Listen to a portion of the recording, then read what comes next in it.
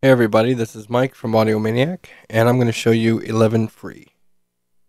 11 Free comes in Pro Tools 8. It's the scaled down version of 11, Digidesigns Amp Simulator. We're going to take a quick look at it. Before we do, let's talk quickly about setting up Pro Tools for recording live instruments. It's something I see a lot of new Pro Tools users do incorrectly. First, we'll go up to Setup, and we'll go to Playback Engine,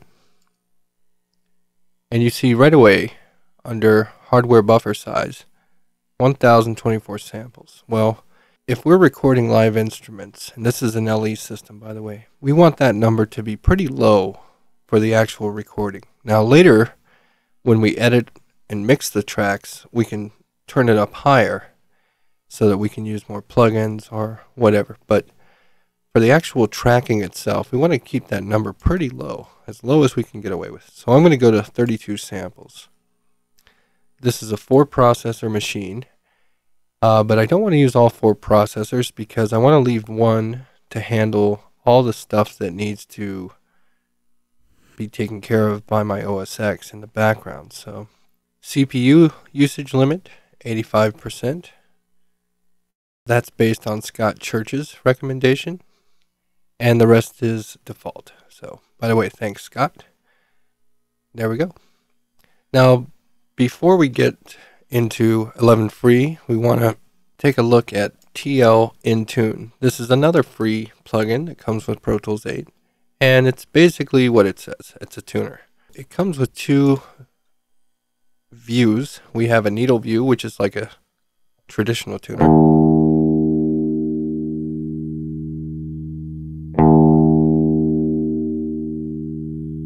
And there we go.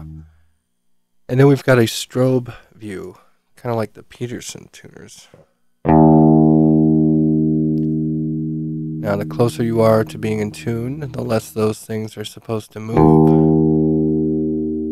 I guess it's just a little bit sharp. By the way, I'm recording with a Gibson Les Paul Standard, and I have it tuned down a half a step. Why? Because I like it. Let's go ahead and click out of here and take a look at 11 Free. So 11 Free, as I said, it's a scaled down version of 11. It comes with 2 amp models, DC Modern Overdrive and DC Vintage Crunch. And then of course we've got 2 cabinet types. We've got a 4x12 Classic 30 and a 4x12 Green 25 watt, which I imagine emulates the old Celestion greenbacks that used to be in the Marshalls. We've got our input here, and then we've got a gate set up here. Now, when you first get the plugin, it's a really good idea to go through and calibrate this gate section per the instructions in the manual, because some of these amp emulations are pretty high gain, and when they modeled them, they included everything, including the noise. So let's... There. We'll go with, put this on the default setting. You can hear that. So it's pretty simple though to calibrate it. Let me show you really quick. Just the threshold to where you just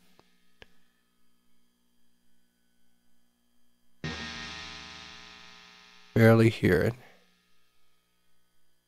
And then you want to set the release. Now, the threshold controls what will cause the gate to open and close. The release will determine how long the gate will stay open after the sound drops below a certain point. So if you wanted to quiet that noise quickly, keep this on a lower setting. And if you don't want to, see how there's a little more time. So that's how to basically adjust it. We've got our output here, and that's the output for the overall sound of the plugin. We've got a bypass switch, a bright switch, normal, gain, bass, middle, treble, presence. We've got a tremolo set up here, speed and depth, and then a master level for the amp. So let's go ahead. I've got some presets set up. When you open this, you see it comes with 3 folders: a clean, a crunch, and an overdrive. I've done a couple, made a couple myself. Let's start with Mike's Vintage Clean.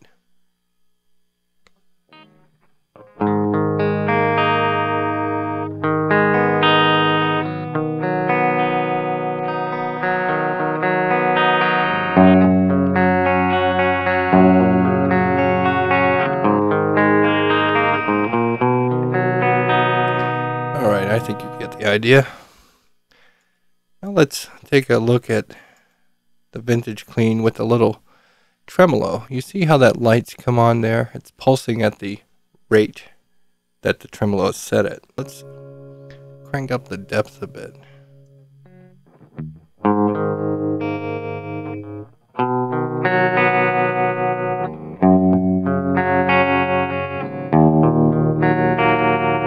Yeah, you can hear it now. Alright, and let's take a look at one of the other clean settings. This is Memphis Tweed.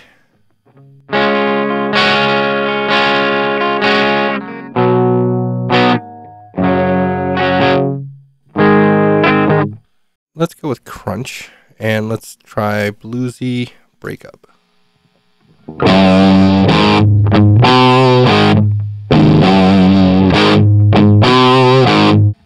Anyways, Stevie Ray Vaughan's got nothing to worry about from me. So let's go to overdrive, and we'll take a look at modern lead. Right away you can hear that noise kick in. And why did Digi do that? Well, that's what happens when you have record real amps. You get that noise.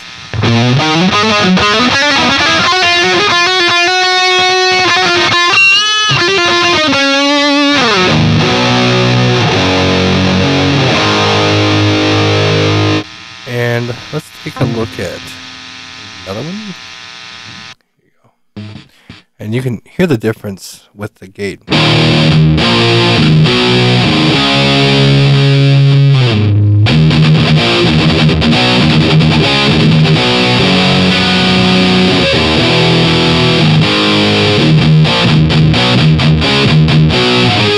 Alright, anyways.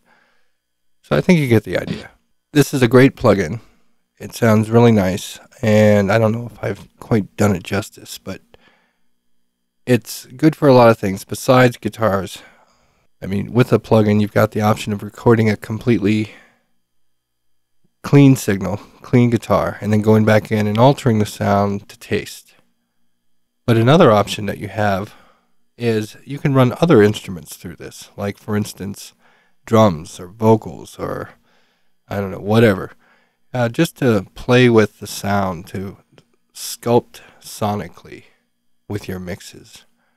And don't be afraid to experiment. As a matter of fact, if you ever get an idea and you think, man, that's stupid, that'll never work, that's exactly the kind of thing you need to investigate, because oftentimes you end up trying something or doing something that you would have never imagined would have worked before. So anyways, keep making music, and I'll talk to you soon. Bye-bye.